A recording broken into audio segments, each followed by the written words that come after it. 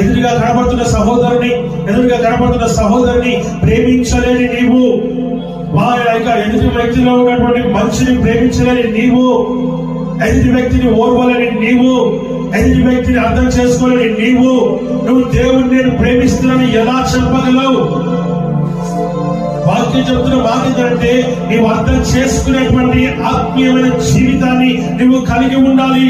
దేవుణ్ణి ప్రేమిస్తే నువ్వు అర్థం చేసుకుంటావు. దేవుణ్ణి ప్రేమిస్తే నువ్వు ఎదుటి వ్యక్తిని కూడా నువ్వు గుర్తిస్తావు. నువ్వు దేవుణ్ణి ప్రేమిస్తే ఎదుటి వ్యక్తిని కూడా నువ్వు ప్రేమించగలుగుతావని వాక్యము ద్వారా మనం ఇక్కడ గమనిస్తూ ఉంటున్నా. నువ్వు ప్రేమించలేని వ్యక్తిగా ఉన్నట్లయితే ఇక ఎవరిని ప్రేమించలేమన్న సంగతిని జ్ఞాపకం చేసుకోవాలి, ఎవరిని గుర్తించలేమన్న సంగతిని జ్ఞాపకం చేసుకోవాలి. నీ లోపల అహం ఉంటుంది, నీలో గర్వం ఉంటుంది, నీ లోపల లోకానుసారమైన క్రియలే ఏర్పాటు చేస్తాయి తప్ప అనుకువ గాని, లేకపోతే వినయము గాని, విధేయత గాని, భయము గాని, భక్తి గాని నీ లోపల ఏర్పాటు చేయదని వాక్యము ద్వారా మనం కూడా గమనిస్తూ ఉంటున్నాం. హల్లెలూయా.